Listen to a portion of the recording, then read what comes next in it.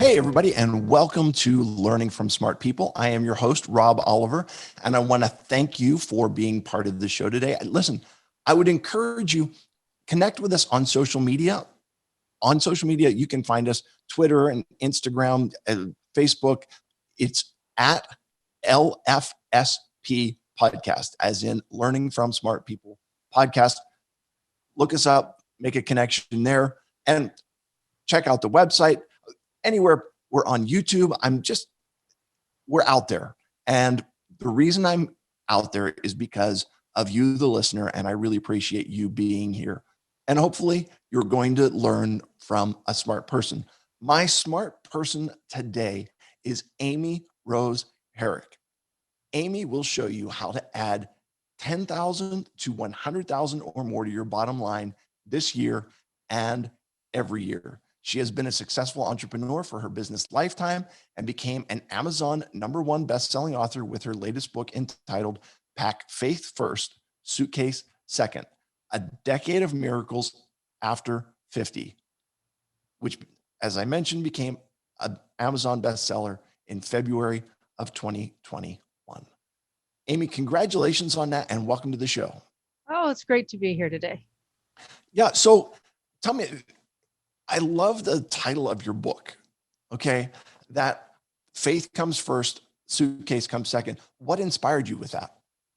That chronicles the 10 years that I have been living in the U.S. Virgin Islands, a crazy journey and all the things that happened. It started with my pastor having a word of knowledge, something we'd never had before. And I looked at my husband and it said, we're going to be living somewhere with a beach by the end of the year. We lived in Topeka, Kansas, which sounded pretty far-fetched. Many things happened very quickly. We moved to the Virgin Islands with no friends, no family, no jobs, and it has been the absolute best life do-over we could have imagined. So that goes over it because so many people, they had asked about parts of the story and things that had happened. And so right at the 10-year mark, which was January, I had the book finished and put it up in February, and then was just flabbergasted that it went so quickly to #1. So it's been a wonderful ride. That's awesome. So you moved down there, you've got no job. Is that the beginning of your entrepreneurial experience, or is that the next step in your entrepreneurial experience? That was really the next step. I've been an entrepreneur, worked in the corporate world, did some other things, and then in 1991 flipped over to really being on the self-employed mode and have been there ever since. Coming to St. Croix, there were a few things that I was able to take with me, but most people don't move unless you've got a job or a contract or something. We did. And a lot of that was based on faith, and God was faithful and many things have happened. And for those of you who ever thought about doing a life do-over, been there, done that. Lots of learning, and think about everything you're doing now, everything from when you got up to the grocery stores you go to, the food you buy. You're older, we have to make new friends too. And making new friends, we did all of that from square one. Right. Well, hey, good news is today you've made a new friend with me, and I'm hoping that our listeners will be your new friends as well, and part of that extended circle of friendship. So as you're working with this, you're an entrepreneur and you're developing your expertise.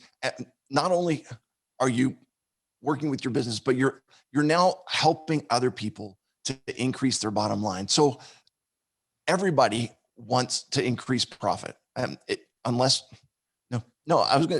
no unless to that. Everybody wants to do that. And so your goal is to help folks with this, and they're doing it without a whole lot of outlay of money. Can you talk to me a little bit about, some of the ideas that you have? And maybe we can start with, where are you suggesting we not spend money?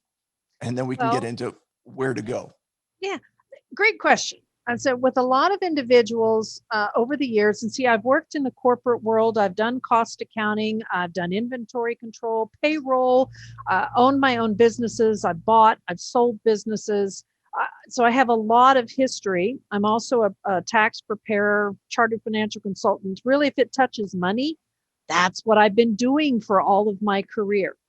What I find is there are a lot of business owners that started out as a really great employee, but moving from being a really great employee to being a really great business owner is a huge leap. And there isn't this one size fits all course to help you do that.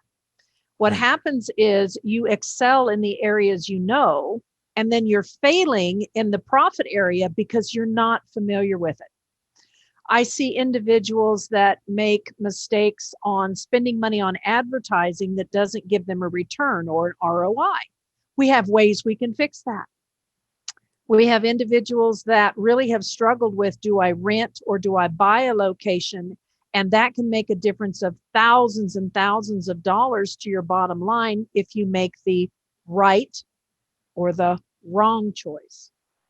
I have one, this will be a real quick example. You can make mistakes in how you are pricing your goods and services. It doesn't matter whether you're brick and mortar or you are internet based or service based, whatever you are. There was one individual that in working with it, they had a particular service that they priced at $150 an hour because that seemed like a really good number. Sure. Well, when we went back and spent some time really costing out what it cost for the employee, and there's 3 levels to that: your hard cost, your soft cost, and then I've got your overhead or operating costs. And when we looked at what it actually cost to provide the service, it cost $198 an hour to provide the service that we're charging $150 for. So every time we sell it, we're Right. losing money. Yeah. And that's why with the different business dynamics, there are so many different areas that we can increase the profits, and you just kind of work on them one at a time, but you got to know what they are. And business owners are not always trained to do that. Right. So it is so interesting, and you bring this up. A lot of times entrepreneurs have a certain skill set, and so they envision themselves, whatever it was that they're good at, they envision themselves doing that. But that service or that whatever it is that you do is only a very small part of being an entrepreneur, because now you're in a place where you need to run a business. Yes. Okay. And those are the skills that nobody gives you when you're coming in to say, okay, you get basically running a business 101. You kind of are out there. And I actually I just had a episode with a guy named Michael Dermer, who started a project called The Lonely Entrepreneur. And he talks about how difficult that the experience of being an entrepreneur is. Sometimes you can just feel all alone, like you have no idea what you're doing and you're not sure where you're going, and you wish you were making more money, but you just don't know how to do it. So you're working with this, and uh, you're doing this, you mentioned advertising. Mhm. Okay.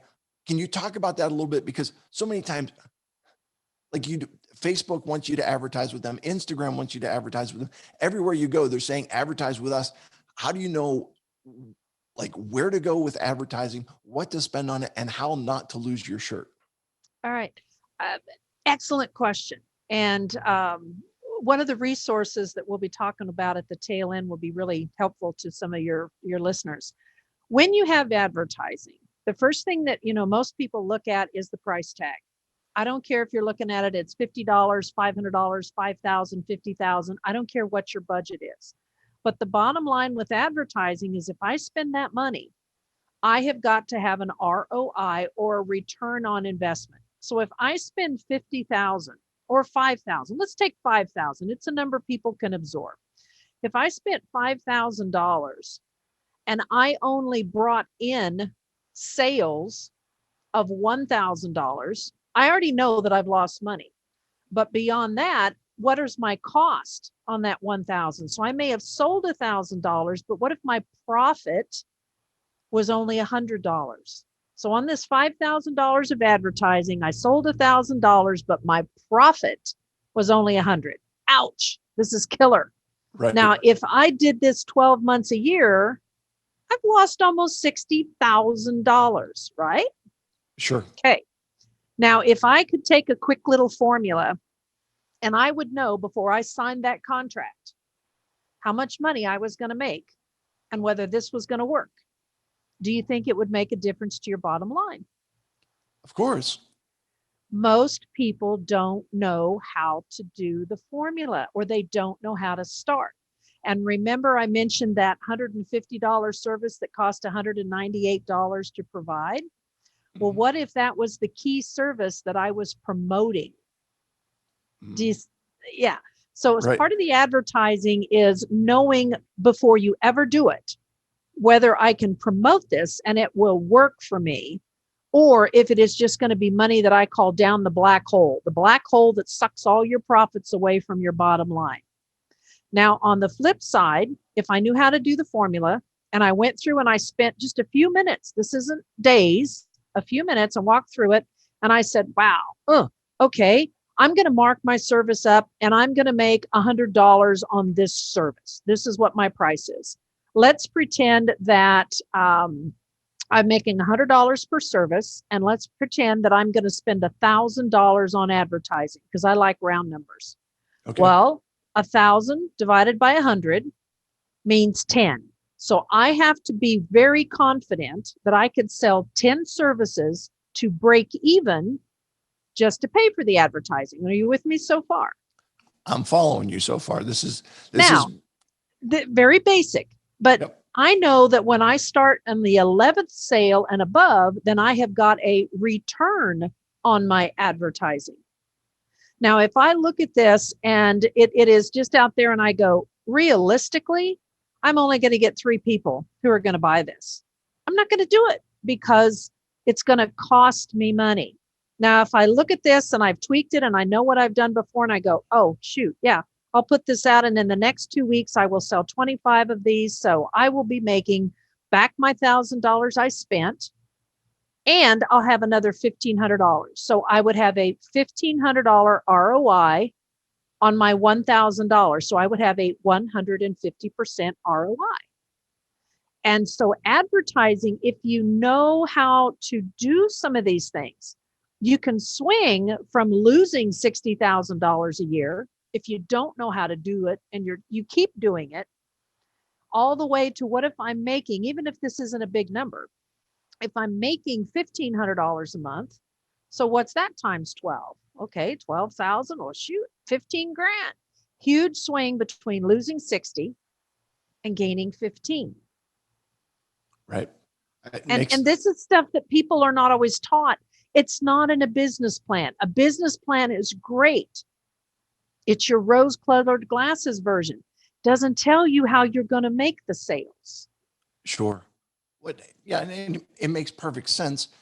It's something that most people, if you have said, aren't aware of and aren't thinking about, and it's just a matter. So, how do you help people to kind of think through things before they happen? Because a lot of times you're under pressure, and it's, I got to do something. I got to make money somehow. Let me try this, and it's almost like a wild goose chase where you're running this way, you're running that way, and at the end of the day, you've put in a lot of effort and you've spent a lot of money, and you're missing that return on investment. How do you help with that? Well, see, I could walk on premises to any business, and I can say with absolute certainty, I can find more than $10,000. Just let me walk around for a couple of minutes, and I can tell you where you're losing it and how to fix it. But I can't be everywhere. I also deal with clients on a one-on-one basis, but I have put together courses that go over present. There's a little over 35 on specific areas, and with many of them that they have workbooks that go with them. So I'm not only teaching you in a short period of time. I mean, most of these are 45 minutes or less, 10 or 15. If I can get you the concept and then I can show you the formula, in a lot of cases in the workbooks, you're able to repeat that. Whether you first need to know how to do it as a business owner, after you know how to do it, you can delegate it to staff and they Okay. can do it. And so it's teaching individuals. And one of the things that I hope your listeners pick up on, and by listening to this broadcast, that's one of the things on the podcast they're willing to do. You have to be teachable. And if you're listening, I already know you're willing to be teachable. So if you're teachable, you can use resources that give you the methods, give you the formula, help you understand it, be able to ask questions if need be. And then you can repeat the action over and over again, whether you use it in the business that you have or you sell it and you go on to another business, because many entrepreneurs will have more than one business. And if Right. you learn a concept, you can transfer it to another endeavor. Yeah. Well, okay. So this is one of those things. I laugh about this because your shampoo is rinse, lather, repeat, right? But if those are the instructions, you're going to be in the shower all day because it's rinse, lather, repeat, rinse, lather, right?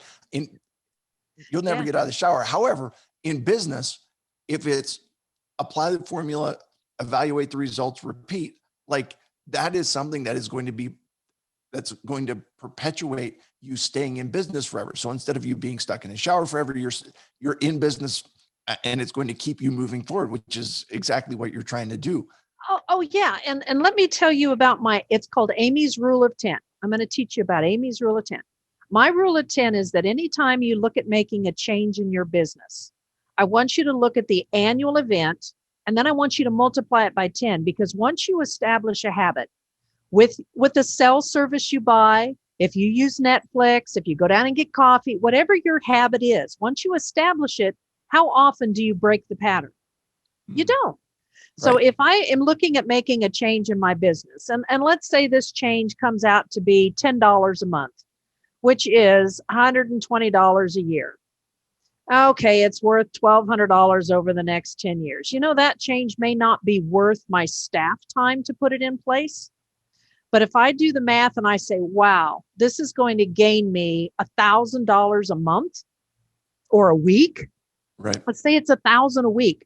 Wow, that's $52,000 this year. Times 10 years is $520,000. Can you do anything with $520,000 more profit? Sure. Absolutely. So by learning the concepts and being able to put very quickly an answer on whether this is a go or a no go, and then being able to look at the results and use your multiplier to say, okay, this is what it'll do for me this year. This is what it'll do for me 10 years. It can put an entirely different motivation factor. And it also is very helpful in making decisions on whether you decide to expand a service, or if you decide to add an employee. What's this employee going to cost me in a year? What's that going to cost me in 10 years? Am I really going to get a return on this Right. Okay. So by your rule, adding this? right. So your rule of 10 is figure out save, what it's going to save or generate per month, figure that out to a year, and then take a look at 10 years of how that works. It makes Yeah. a lot of sense. Uh, It's Let me just it's ask as very well. simple, but I'll use it for example this is a very simple example, and where all these things can add up. My bank was making a change. I do a lot of mobile deposits. Take a minute, take a picture, go on. Don't go to the bank. Sure. But with that, well, this bank I had been using for almost 40 years, changing the program, and they were going to charge me like $5 a month and 75 cents a check. I made a couple of quick phone calls. I went through and did the math and said, I'm not willing to spend $750 a year in order for me to take a picture of a check and deposit the money with your bank. Right. Yes, I had to order a little different checks. Yes, I got it. It took me a few minutes, but I said, gee, $750 times 10 years is $7,500. That was worth me spending a couple of minutes on and spending a little bit of time getting new checks written, because I didn't want to pay $7,500 to take pictures of checks to deposit in a bank. Sure. That was worth it to me. Makes a lot of sense. I want to circle back to something you said earlier. You were talking about a business plan and how many people they write their business plan and they're starting their business. Besides writing a business plan, do you have any tips for folks that are in the early process of working on a business and building that up? Yes, but it's not probably going to be what you think. When you build a Okay. business plan, the biggest thing that I see unprotected is the owner's income stream. The worst thing that can happen is you have ditched whatever your income is, and you've gone into this, and now you have an immediate health crisis. You have a car accident, something happens. When I'm working with the people who want to switch over to entrepreneur, I usually recommend that before you separate from that W-2 or that other income stream, that we get in place adequate disability insurance, In the event that you just get this endeavor started and something occurs, we've got to make sure that we replace your income stream. And in some cases, we can also do a business interruption or put some other things in place. But if we have all of your income tied up through the business and we don't have your income protected in the event of, like I said, accident or disability, we're going to lose it all.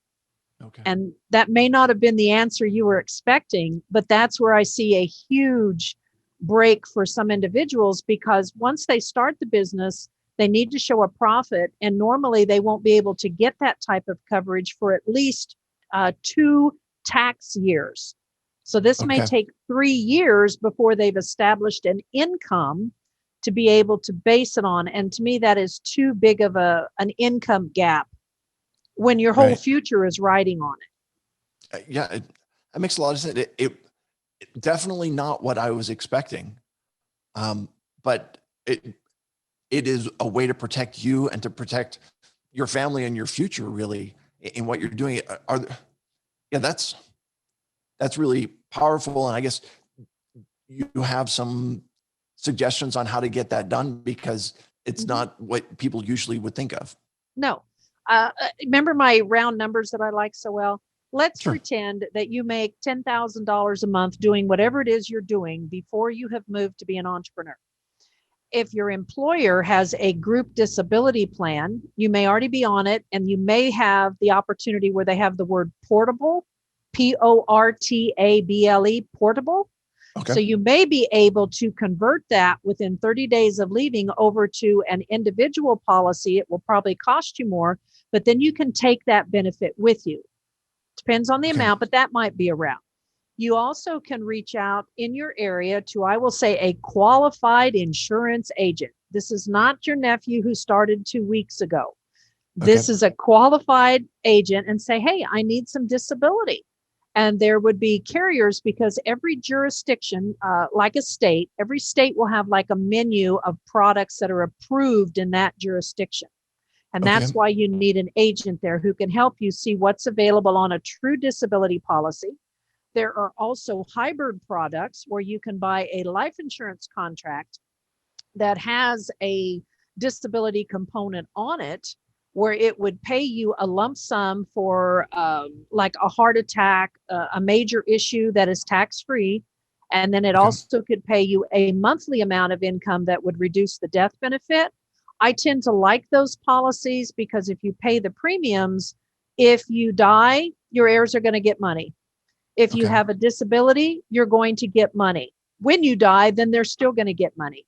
Sure. If you have a disability product, what I recommend is you look for a ROP, which stands for return of premium. You may pay the premiums on this policies, and many of them are set up that if you pay it for 10 or 20 years, that they will, when you cancel it at that point, you don't need it anymore, they will refund all or part of your premiums if you have had claims during that frame. And I kind of look at it as an extra retirement resource. Okay. If you don't need it, wonderful, get your money back. If you did need it, wonderful, you got Right. the benefits. But for those of us who have bought car insurance for how many years and you've never turned in a claim, do they ever give you any of your money back? Definitely not.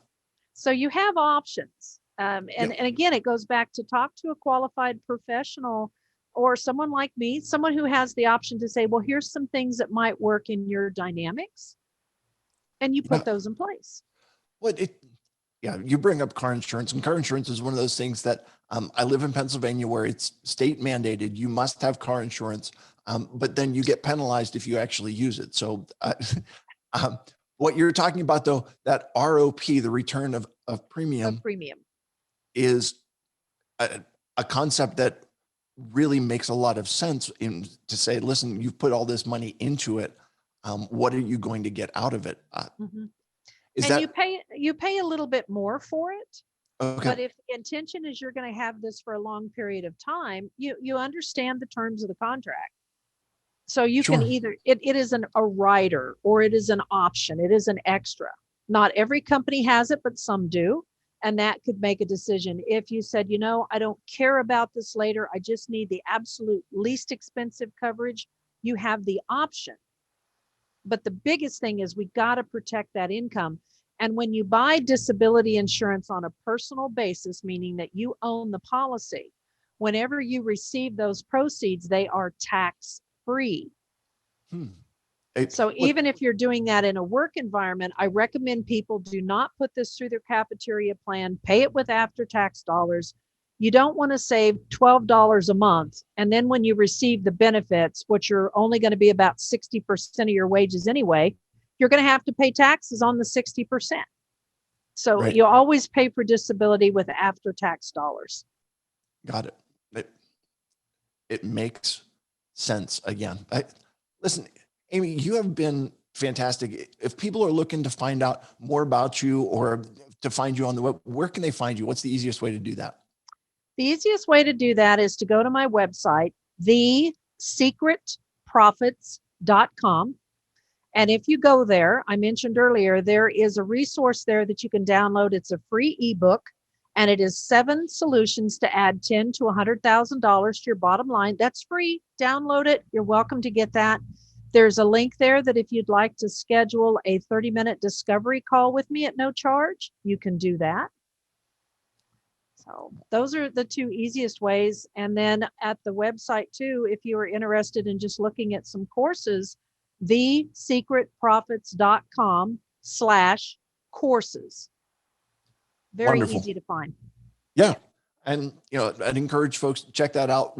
Depending on where you are, I really appreciated the fact that you've got insight for people that are starting and insight for people that have been in business for a while. And who wouldn't want to add some profit to the bottom line, especially when you take it and you look at it from the rule of 10 to say, okay, it may only be $10,000 this year, but over the course of the next 10 years, that's $100,000. I'm not real good with math, but I got that one figured out.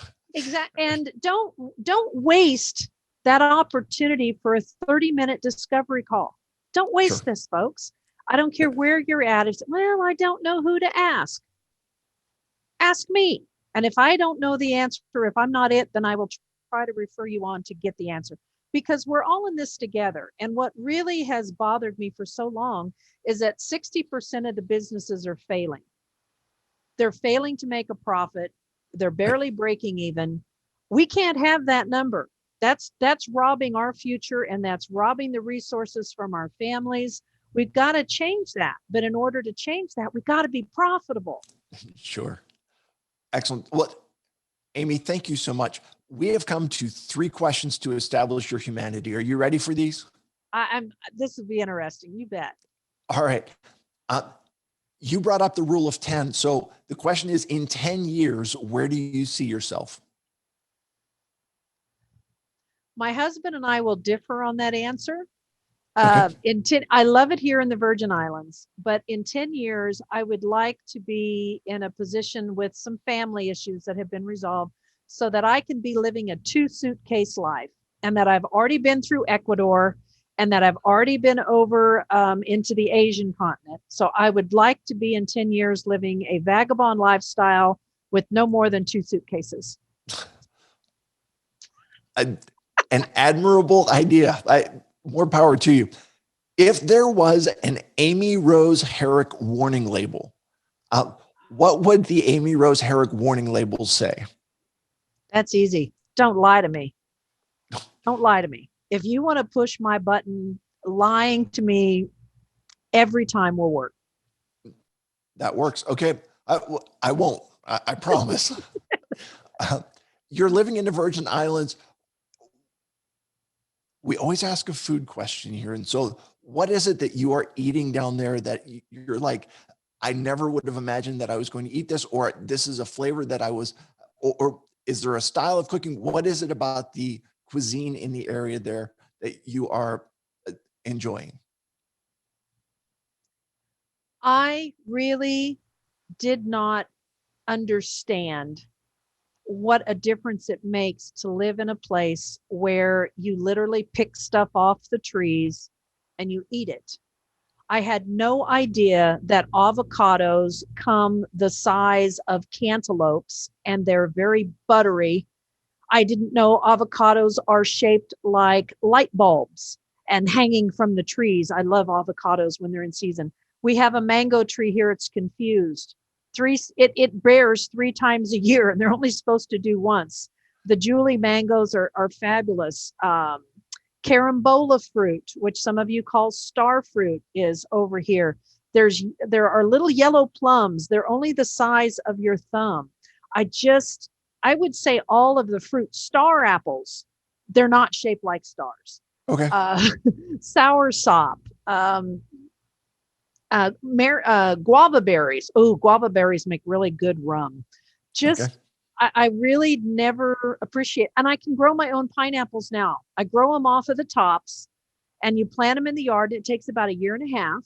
And just off of the tops of pineapples, I grow those. And it's really exciting when we get the twins and triplets. That's where they sprout out 2 or 3. Okay. So I would have to say I just never knew how good fruit could taste. Bananas, there are so many varieties, and these great big fat ones are they're kind of like really big fat cigars. They Okay. taste like vanilla pudding, and they call them figs. It's just There you go. You know what?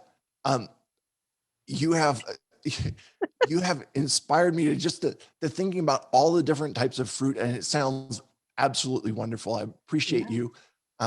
Yeah, it's awesome. It's a great perspective. So thank you. Thank you for sharing about what's going on there in the Virgin Islands. And they should get you on the tourism board because it's you've I have Southern family, and so you have flung a craving for some kind of fresh fruit on me, which is great. Amy Rose Herrick, thank you so much for being on today. You have shared a lot. To all my listeners, thank you for being here today. I hope that you have learned. Go check out what Amy's got to offer. And in the meantime, I will remind you that when you stop learning, you stop living. Have a great day, everybody.